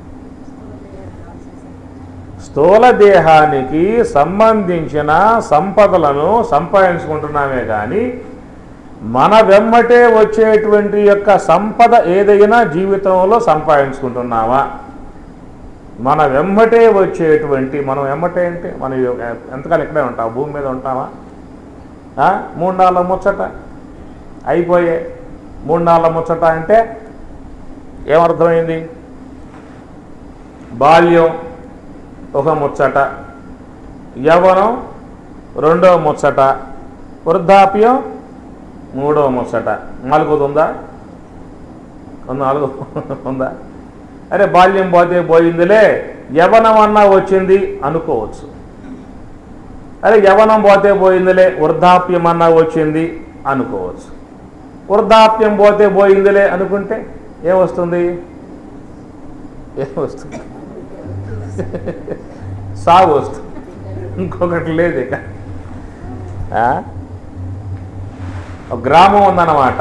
ఆ గ్రామం చుట్టూ ప్రహరీ గోడ, అది కట్టుబాటు అన్నమాట. గ్రామానికి కట్టుబాటు. ఎప్పుడో ఆ గ్రామంలో పెద్దలు రక్షణ కోసంగా ఆ గ్రామం చుట్టూ ఏది ఆ చైనా బోర్డర్ ఉంది, పెద్ద గోడ, ఇండియాకి చైనాకి. అట్లాగా ఆ గ్రామం చుట్టూ కూడా ప్రహరీ గోడ ఉందన్నమాట. చుట్టూ ఉన్న గోడ, ఒకే ఒక్క ద్వారం. బయటికి పోవాలన్నా ఆ ద్వారమే, లోపల రావాలన్నా ఆ ద్వారమే. ఎంతో కాలంగా గ్రామంలో ఒక అంధుడు నివసిస్తూ ఉన్నాడు, భిక్షగాడు, అంధుడు అన్నమాట. ఆ అంధుడికి, అంధుడు అంటే గురుడ్డివాడు, నివసిస్తూ ఉన్నాడు. ఆ గ్రామాన్ని వదిలి పోయేటువంటి ఉద్దేశం కలిగింది వానికి. అడిగాడు, అయ్యా నేను బయటికి పోవాలి, నాకు ఆ దోవ తెలియదు, కొంచెం దోవ చూపితే ఆ దూరం దాటింపజేస్తే వెళ్ళిపోతా అని చెప్పి అన్నాడు. నాకంత తీరిక లేదయ్యా నీ ఎమ్మట రావటానికి, ఇదిగో ఆ గోడ చూపిస్తా, గోడ పట్టుకో, మెల్లగా గోడ పట్టుకుని పోతూ ఉండు, ఆ గోడకే దూరం ఉంది కాబట్టి నువ్వు బయటికి వెళ్ళిపోవచ్చు. ఉపాయం బాగా ఉందా లేదా? ఏడుందా దూరం? గోడకే ఉంది కదా. కాబట్టి గోడ పట్టుకుని పోతూ ఉండు, దూరం వచ్చేస్తుంది, బయటికి వెళ్ళిపోవచ్చు అన్నాడు. మంచి ఉపాయం, అదన్నా దక్కింది ఆయనకి. అట్లా గోడ పట్టుకుని పోతూ ఉన్నాడు. చెట్లు, పుట్టలు, గుట్టలు, ముళ్ళు తొక్కుకుంటూ నానా అవస్థల పడి కీలకు ఏం చేశాడు? ఆ ద్వారం వద్దకి వెళ్ళాడు, బయటికి పోవచ్చు. అయితే వాని యొక్క దేహం మీద ఖండూతి ఉన్నది. ఖండూతి అంటే ఏమర్థమైంది? హార్మోనియం, దురద అన్నమాట. ఖండూతి అంటారు, తేట అంటారు, దురద అంటారు, అనేక రకాల పేర్లు దానికి ఉన్నాయి. అది గొప్ప విద్య అన్నమాట. ఈ ఖండూతి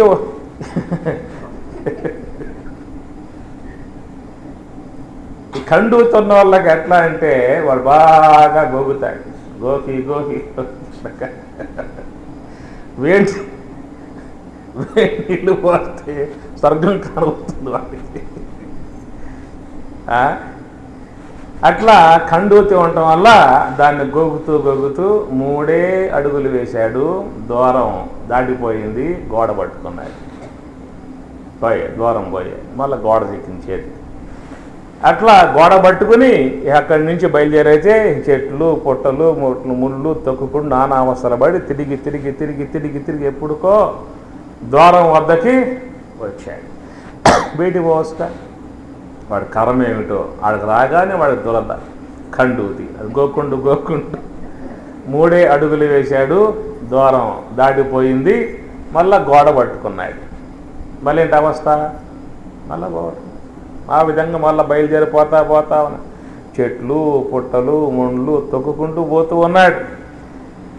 నానా అవస్థల పడి దూరం వద్దకు వచ్చాడు. ఏం ప్రారంధ కర్మ వాడికి, ఆడకు రాగానే వాడు దురద. దాన్ని గోగుతూ 3 అడుగులు వేశాడు, దూరం దాటిపోయింది, మళ్ళా గోడ పట్టుకున్నాడు, మళ్ళీ రౌండ్ వేసుకుంటూ వస్తూ ఉన్నాడు. అనుకుంటాడు వీడు, ఎంత పెద్ద గ్రామమా, ఎంత పెద్ద ప్రహరీ గోడ, ఇది కట్టింది ఎవడా?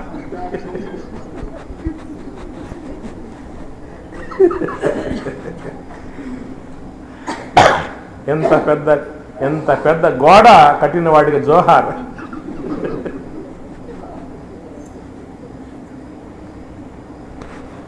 ఈ విధంగా వాడు ఆనాడు ప్రారంభం చేస్తే ఈనాటి వరకు తిరుగుతూనే ఉన్నాడు.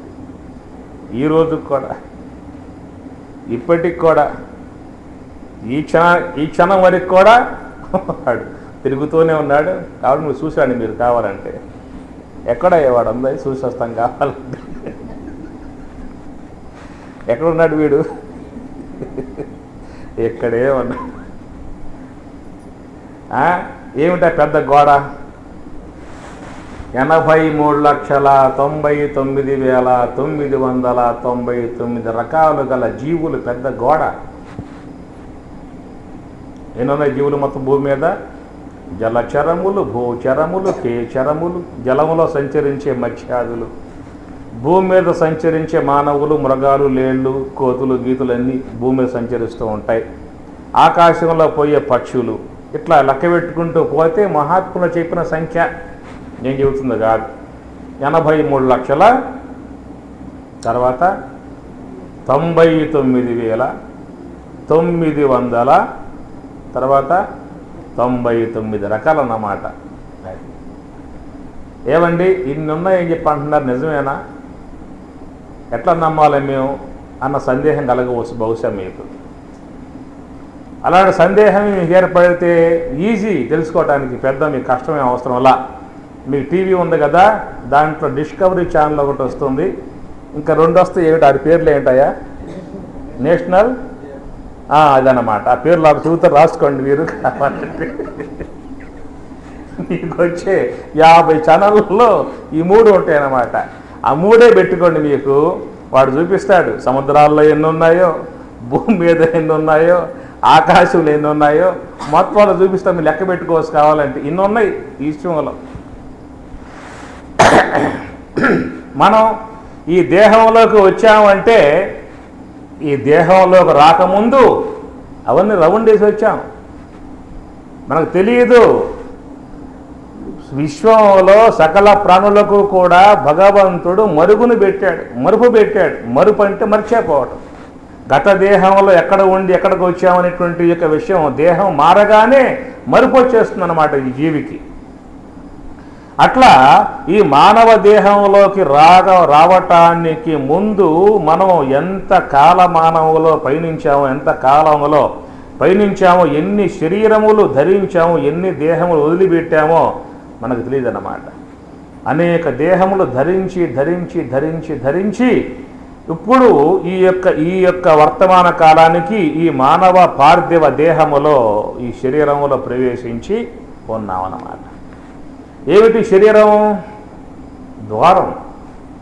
ఎట్లయితే అంధుడు ఆ గోడ పట్టుకుని వచ్చి ద్వారం దగ్గరికి వచ్చాడో నానా అవస్థలు పడి, అట్లాగా ఈ జీవుడు కూడా అనేక దేహములు ధరించి ధరించి ధరించి ధరించి నానా అవస్థలు పడి ఎట్టకేలకు ఇప్పుడు ఈ యొక్క వర్తమాన కాలానికి ఈ మానవ దేహంలో ప్రవేశించి ఉన్నాడు. ఈ మానవ దేహమే మోక్షద్వారం అన్నారు. మోక్షాన్ని పొందే అవకాశం ఎక్కడుంది చెప్పండి? పశువులకుందా? పక్షులకుందా? గాడిదలకుందా? దేనికి ఉందా మోక్షాన్ని పొందే అవకాశం లోకంలో? ఇప్పుడు మీ ఇంటికాడ గేదెలు ఉన్నాయి. ఎప్పుడైనా ఆ గేదెలు ధ్యానం చేయగా చూశారా? మీ ఇంటికాడ గేదెలు ఉన్నాయి, కుక్కలు ఉన్నాయి. ఎప్పుడన్నా పూజ చేయగా కేశవాయ స్వాహ, నారాయణాయ స్వాహ, మాధవాయ స్వాహ, గోవిందనామ, పురుషోత్తమ చేయగా చూశారా? ఈ అవకాశం మానవునికి ఉందన్నమాట. ఇప్పుడు అమ్మగారు ఉంది, అక్కడ కూర్చున్న అమ్మగారు మొన్నే పోయించింది. ఎక్కడికి? అమర్నాథ్ పోయించింది. అమర్నాథేనా? ఏమ్మా ఓపిక ఏమిటో, ఆమె వయసు ఎంతో. కొండ ఎక్కిందండి, పోయి ఆడికి ఎక్కడికో పోయింది మనసుకు.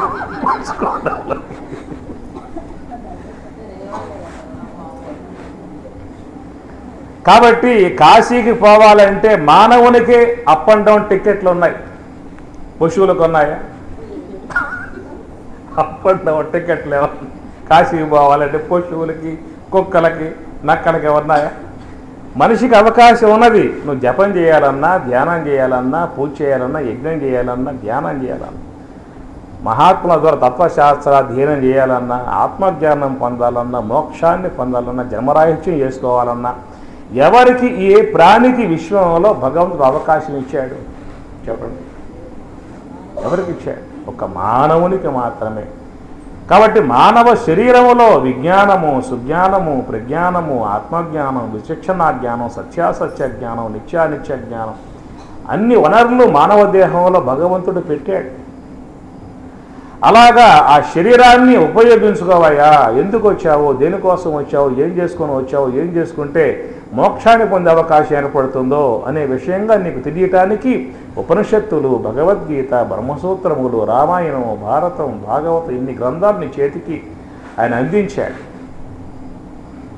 అంతేకాక మరి ఆ జ్ఞానాన్ని అందించే విధానంగా సాధువులు, యతీశ్వరులు, సాధువులు, ఋషీశ్వరులు, పరివ్రాజకులు, విద్వసత్తములు, విదుషీమనులు, విద్వరేణ్యులు అనేక మంది యొక్క యోగీశ్వరులందరూ కూడా రమణ మహర్షి, వేమన యోగి, తోతాపూరి పరమహంస అనేక మంది మహాత్ములు మనకి జ్ఞానమంతా కూడా ఎప్పుడూ కూడా అందిస్తూ ఉన్నారు. అలాగా అందించేటువంటి యొక్క జ్ఞానాన్ని పొందకుండగా కేవలం పశుప్రాయంగా జీవించామనుకో ఏమైపోతాం చివరికి? ఇప్పుడు వాడు వచ్చాడుగా, ద్వారం దగ్గర ఉన్నాడు, ద్వారం దగ్గరే ఉన్నాడు, ఉండి ఏం చేస్తున్నాడు? ఉండి అక్కడ ఏం చేస్తున్నాడు? ద్వారం కాడు ఉండి ఒకటే గోకుడు తేట దొరదపాడు. బాలస్తావతు క్రీడాసక్తః తరుణస్తావతు తరుణీసక్తః వృద్ధస్తావతు చింతాసక్తః పరే బ్రహ్మణి కోపి న సక్తః భజ గోవిందం భజ గోవిందం గోవిందం భజ మూఢమతే పునరపి జననం పునరపి మరణం పునరపి జననీ జఠరే శయనం ఇహ సంసారే బహుదుస్తారే కృపయా పారే పాహి మురారే. బాలస్తావతు క్రీడాసక్తః బాల్యావస్థలో ఆటపాట్లకు పోయే, యవనావస్థలో విషయముల యందు అపేక్షతో భోగాపేక్షతో యవనమంతా కొట్టుకుపోయే, ఆ తర్వాత పండ్లు ఉడే, జుట్టు ఉడే, చెవులు పోయే, నోరు పోయే, పండ్లు పోయే, అన్నీ పోయే, వృద్ధాప్యం వచ్చింది. అప్పుడైనా భగవన్నామం చేశాడా, ధ్యానం చేశాడా అంటే వృద్ధస్తావత్తు చింతాసక్త అన్నమాట.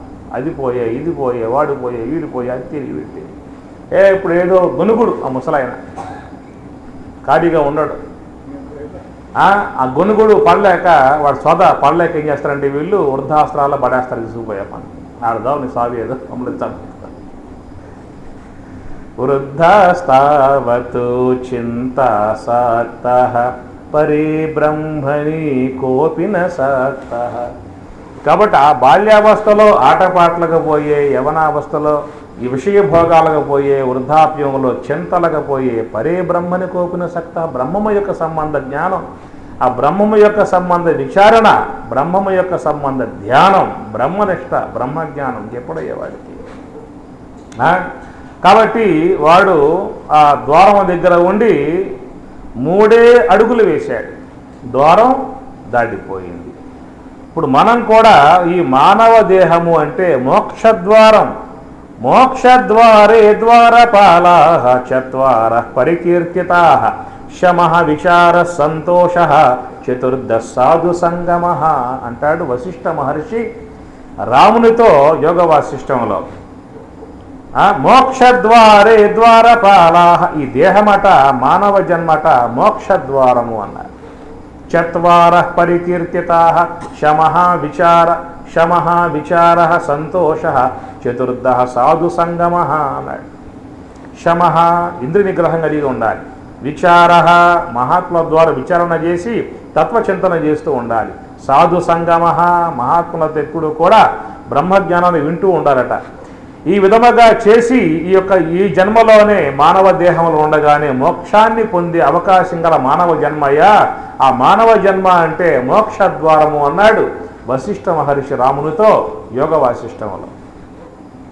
అలాగా మోక్షాన్ని పొందగలిగేటువంటి యొక్క మానవ దేహంలోకి వచ్చి మనం మోక్షద్వారం దగ్గర ఉండి, ఎట్లా గురుడ్డివాడు ఆ ద్వారం గాడ ఉండి ఆ దురద గోక్కుంటూ 3 అడుగులు వేశాడో అట్లా వీడు కూడా ఏం చేశాడు, ఈ విషయముల యొక్క సంబంధ తేట, ఆ విషయాలు ఎన్ని విన్నా, ఎన్ని తిన్నా, ఎన్ని భోగించినా, ఎన్ని పొందినా జీవితం తృప్తి మాత్రం కలిగే అవకాశం లేదు. అంటాడు ఆ యయాతి మహారాజు, ముదిశను దంతావలియును ముదిశను కేశములు తనువు ముదిశన్ ముదియకివి 2 చెక్కెను అంటాడు యయాతి మహారాజు భాగవతంలో. యయాతి మహారాజు వృద్ధాప్యం పొందితే వానికి కోరికలు తీరక భోగాపేక్ష సావక శుక్రాచార్యుల వారి ద్వారా మళ్ళా ఆ వృద్ధాప్యం పోగొట్టుకుని యవనాన్ని పొందాడు, 2వ యవనం పొందాడు అన్నమాట. ఇది పెద్ద కథ మన భాగవతంలో వస్తుందన్నమాట. భోగములపై అపేక్ష పోలేదు, ఇంకా విషయములపై అపేక్ష పోలేదు, ఇంక బాగా తినాలి, వినాలి, చూడాలి అని చెప్పనంటే ఆ వృద్ధాప్యం పక్కన పెట్టి యవనాన్ని మొఖాన పడేశాడు.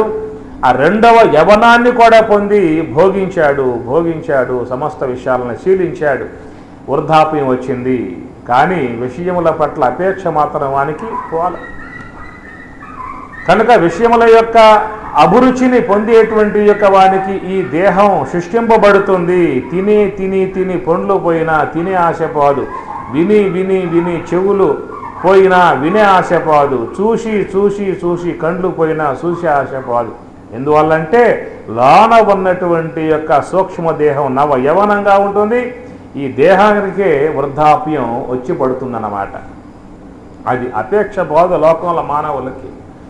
కాబట్టి ఆ లోన ఉన్నటువంటి యొక్క సూక్ష్మదేహములో ఉన్నటువంటి యొక్క భోగముల పట్ల ఉన్నటువంటి యొక్క అపేక్ష పరమాత్మ గీతలో ఏ విధంగానైతే అగ్నిలో ఆజ్యం పోస్తూ ఉంటే, కట్టెలు వేస్తూ ఉంటే ఎట్లా అగ్ని ప్రజ్వలై మహాదేదీప్యమానంగా మండుతూ ఉంటుందో అట్లాగా ఈ యొక్క మనస్సులో కూడా అట ఎన్నెన్ని భోగాలు భోగిస్తూ ఉంటే అట అంతంత ఉత్సుకత, అంతంత తీక్ష్ణత మళ్ళీ పెరుగుతూ ఉంటుందంట వాడికి. కాబట్టి జీవితంలో ఆ యొక్క భోగాపేక్ష పోదయ్య అని చెప్పి అన్నాడు. అందుచేత ఈ భోగముల మీద ఉన్నటువంటి యొక్క అపేక్షతో దాంట్లో మునిగిపోవటంతో, విషయములలో మునిగిపోవటంతో ఏమైపోయింది, ఈ బాల్యం పోయింది, యవనం పోయింది, వృద్ధాప్యం పోయింది. ఎన్ని పోయాయి? 3 అడుగులు వేశాడు. బాల్యం 1 అడుగు, యవనం 1 అడుగు, వృద్ధాప్యం 1 అడుగు, 3 అడుగులు వేశాడు. ద్వారం దాటిపోయింది. ఏ ద్వారం? మానవ జన్మ, మానవ దేహం అనే ద్వారం దాటిపోయింది. తర్వాత ఏం చిక్కుతుంది చేతికి? ద్వారం పోతే గోడ. ఏమిటా గోడ? 83,99,999 దేహాలు గల పెద్ద గోడ. మళ్ళా కూర్మావతారం, కుక్కుటావతారం, మత్స్యావతారం, గార్ధవావతారం, ఈ ఎన్ని ఎత్తుతూ పోవటమే. శ్రీ మహావిష్ణువుకైతే 9 ఉన్నాయి అవతార, 10 అవతారాలే. మనకైతే ఎన్నున్నాయి? ఎన్నో రకాలన్నమాట. కాబట్టి మానవ శరీరం పోయిన తర్వాత మానవ దేహమే వస్తుంది అన్న గ్యారెంటీ ఏమీ లేదు. ఏదైనా పుణ్య సంస్కారం ఉంటే తిరిగి మానవ దేహాన్ని పొందే అవకాశం ఉంటుందే కానీ తిరిగి అజ్ఞానాన్ని మూటగట్టుకుని పోతే మాత్రం తిరిగి మానవ దేహం వచ్చే అవకాశం లేదు. అందుచేత మనం ఈ లోకంలోకి వచ్చిన తర్వాత ఏం చెప్పుకుంటూ ఉన్నాం? ఈ స్థూల దేహానికి సంబంధించిన ఆస్తిపాస్తులు, సమస్త ఐశ్వర్యములు సంపాదించుకుంటున్నామే కానీ సూక్ష్మ దేహముతో పట్టుకుపోయేటువంటి యొక్క సంపదను మనం సంపాదించుకోవటం. లోన ఉన్నటువంటి జీవుడు అనబడేటువంటి వాణ్ణి అనుసరించి ఉండేటువంటి యొక్క వస్తువు సూక్ష్మదేహము అంటారు. సూక్ష్మదేహం అంటే ఏమిటి? అర్థమైంది ఏమన్నా? స్థూల దేహం అంటే ఇది దేహం అయ్యా, పార్థివ దేహం, మట్టి కొండ, ఏవో చెప్పుకున్నాం, అర్థమైంది కొంతవరకు. సూక్ష్మదేహం అంటే ఏమర్థమైంది? సూక్ష్మదేహము అంటే ఒక అర్థంలో కంటికి దృశ్యమానమై గోచరించేది కాదు కాబట్టి సూక్ష్మదేహము అనే అర్థం ఒకటి. రెండవది సూక్ష్మ దేహం అంటే ఈ యొక్క ఫిజికల్ బాడీ లోపల ఉన్నటువంటి ఇన్నర్ బాడీ, దాని ఇన్నర్ లోపల ఉన్నటువంటి శరీరము, అది ఇంద్రియాత్మికము అంటారు. ఈ శరీరమేమో గోళకాత్మికం. చెవి, ముక్కు, కన్ను, నోరు, చేతులు ఇవన్నీ కూడా గోళకాలు. ఈ గోళకములలో ఉన్నటువంటి యొక్క ఇంద్రియాలు, ఇప్పుడు నేత్ర ఇంద్రియము అంటాం. నేత్రం అంటే కన్ను, ఇది కేవలం మాంసపిండమే. కానీ ఈ కంటిలో ఈ దృశ్యమును చూసేటువంటి యొక్క శక్తి ఉందన్నమాట, దాన్నే ఇంద్రియము అంటారు. అది లేకపోతే ఏమవుతుంది, కన్నున్నా కూడా చూడలేడు, అంధుడు అంటారు. అట్లాగే ఇది శ్రోత్రము అన్నాం. శ్రోత్రం అంటే చెవి అన్నమాట. ఆ చెవి లోపల ఉన్నటువంటి ఇంద్రియం ఏం చేస్తూ ఉంటుంది, ఈ బయట ఉన్న శబ్దాలని వింటూ ఉంటుంది అన్నమాట. దాన్నే శ్రోత్ర ప్లస్ ఇంద్రియము అన్నాం. అనగా శబ్ద గ్రహణ శక్తిని ఇంద్రియము అంటాం. అర్థమైందా? నాలుక, నాలుక అంటే జిబ్, అది ఒక మాంసపిండమే. ఆ నాలుకలో రసగ్రహణ శక్తి అన్నమాట. నాలుక మీద పెట్టినప్పుడు ఏమవుతుంది, నీకు ఇది తీప, పులుప, వగర, చేద అని తెలుసుకుంటున్నాం కదా. ఆ తెలుసుకునేటువంటి యొక్క ఆ సామర్థ్యం ఇంద్రియానిది. ఆ ఇంద్రియము సూక్ష్మదేహాశ్రయంలో ఉంటుందన్నమాట. అర్థమైందా? అందువల్ల ఈ శరీరానికి ఉన్నటువంటి గోళకాలైతే ఆ గోళకములకు లోపల ఉన్నటువంటి యొక్క రసగ్రహణ శక్తి, శబ్ద గ్రహణ శక్తి, దృశ్య గ్రహణ శక్తి, గంధ గ్రహణ శక్తి, ఆలోచన శక్తి, విచక్షణ జ్ఞాన శక్తి, జ్ఞాపక శక్తి, ఇవన్నీ కూడా లోన ఉండి పనిచేసేటువంటి యొక్క ఇంద్రియ సముదాయము అంటారు. ఈ ఇంద్రియములన్నీ కూడా సూక్ష్మ దేహములో ఉంటాయి. మనస్సు, బుద్ధి, తెలివి, అహంకారం, జ్ఞానేంద్రియాలు, కర్మేంద్రియాలు, అంతరేంద్రియాలు మొత్తం కూడా దేంట్లో ఉంటాయి, సూక్ష్మదేహం అని చెప్పుకుంటూ ఉన్నాం. సూక్ష్మదేహం అంటే ఇంద్రియాత్మికము. ఇంద్రియాత్మికం అంటే మనస్సు, బుద్ధి, తెలివి, అహంకారం, జ్ఞానేంద్రియాలు, కర్మేంద్రియాలు, అంతరేంద్రియాలు ఇవన్నీ కూడా సూక్ష్మదేహంలో ఉంటాయన్నమాట. అట్లా మనం ఈ జన్మలో చేసేటువంటి పుణ్యము కానీ, పాపము కానీ, జ్ఞానం కానీ ఇవన్నీ కూడా సూక్ష్మదేహంలో ఉంటాయి, జమవుతాయి అన్నమాట. స్థూల దేహం యొక్క సంబంధమై ఉన్నటువంటి యొక్క సంపదలన్నీ కూడా ఈ లోకంలో ఉంటాయి. నువ్వు బ్యాంకుల్లో పెట్టుకోవచ్చు, స్టేట్ బ్యాంకులో పెట్టుకోవచ్చు, బరోడా బ్యాంకులో పెట్టుకోవచ్చు, ఎడేం పెట్టుకోవచ్చు.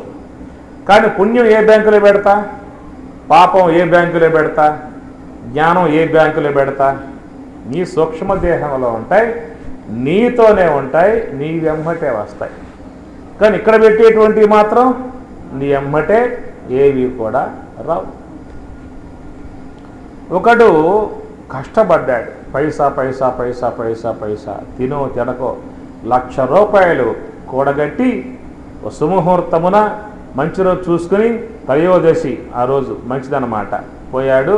ఆ బ్యాంకులో ఎస్బీ అకౌంట్ ఉంటుంది ఒకటి, దాన్ని ఓపెన్ చేసుకుని ఆ డబ్బు కాస్త ఆ బ్యాంకులో 1,00,000 రూపాయలు జమేశాడు.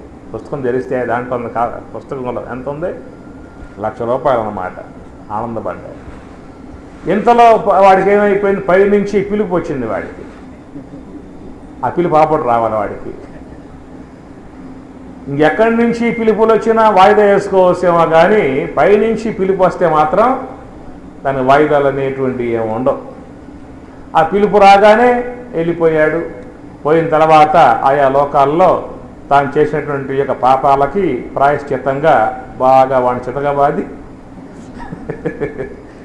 పంపించేశారు ఆ పని. వాడి అదృష్టం కొద్దీ తిరిగి మరలా వచ్చి ఈ మదనపల్లిలోనూ పుట్టాడు. పుట్టిన తర్వాత యుక్త వయస్సు వచ్చిన తర్వాత వానికి ఏమైపోయింది, అదృష్టం కొద్దీ పూర్వజన్మ జ్ఞానం కలిగింది వాడికి. అందరికీ రాదు, రేర్, ఎవరికో ఒకరికి వస్తుందన్నమాట. అట్లాగా వానికి ఏమైపోయిందంటే పూర్వజన్మ జ్ఞానం కలిగింది వానికి. అనుకున్నది, రే అప్పుడు నేను బ్యాంకులో 1,00,000 రూపాయలు పెట్టాను, ఎంతో శ్రమపడి కష్టపడి 1,00,000 రూపాయలు పెట్టాను, ఆ పూట పిలుపు రావటం వల్ల వెళ్ళిపోయాను కనుక ఆ 1,00,000 తీసుకుంటే ఏదైనా వ్యాపారం పెట్టుకుని హాయిగా జీవించవచ్చు అని చెప్పని ఉద్దేశంతో బ్యాంకుకి పోయాడు. మేనేజర్ దగ్గరికి పోయాడు. మేనేజర్ గారు నమస్కారం అన్నారు. కూర్చోవయ్యా, ఏమిటి విషయం, మీ బ్యాంకులో 1,00,000 రూపాయలు జమ చేశాను అన్నారు.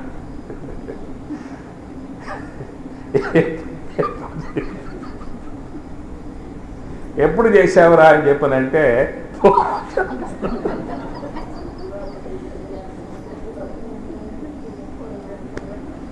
₹1,00,000 పూర్వజన్మలో చేశారంటారు. ఇస్తారా? ఈ జన్మలో ఈ తలకాయ చూపించి జమ చేస్తే ఇచ్చేయే కానీ ఒక తలకాయతో చూపించి జమ చేసి ఇంకో తలకాయ పెట్టుకొని పోయి ఇవ్వమంటే ఇచ్చే బ్యాంకులు కావు. ఏమి కాబట్టి ఈ లోకంలో ఎన్నైతే ఉన్నాయో బ్యాంకులు అవన్నీ కూడా ఇప్పుడే తీసుకోవాలే కానీ మళ్ళా వస్తే తీసుకునే అవకాశం మాత్రం లేదు. కానీ ఇంకో బ్యాంక్ ఉందన్నమాట, వరల్డ్ బ్యాంక్. అది విశ్వ బ్యాంకు, వరల్డ్ బ్యాంకు. ఆ బ్యాంకులో నువ్వేం పెట్టుకున్నా కూడా, నువ్వు ఏ దేహంలో ఉన్నా కూడా నీకు అది వచ్చేస్తుంది. ఏ బ్యాంక్ అది? పరమాత్మ బ్యాంకు. మనం ఈ జన్మలో చక్కగా మహాత్ముల యొక్క సేవనంలో జ్ఞానం సంపాదించుకున్నామా, భగవంతుని సేవించి పుణ్యం సంపాదించుకున్నామా, ఆ పుణ్యం అంతా మన బ్యాంకులో సూక్ష్మదేహములో పరమాత్మ ఖాతాలో జమ అవుతుంది. వనే రనే శత్రు జలాగ్ని మధ్యే మహార్ణవే పర్వతమస్తకేవ సుప్తం ప్రమత్తం విషమశ్చితం వా రక్షంతి పుణ్యాని పురాకృతాని. రక్షంతి పుణ్యాని పురాకృతాని. మనల్ని కాపాడేటువంటి యొక్క అది పుణ్యం కాపాడుతుంది, జ్ఞానం కాపాడుతుంది, పాపం వాడిని అణిసివేస్తుంది అన్నమాట. అందుచేత మన యొక్క సంపద, ఓం సంపద అని చెప్పుకోవాల్సి వస్తే పుణ్యం మన సంపద, జ్ఞానం మన సంపద, పాపం వాళ్ళ సంపద.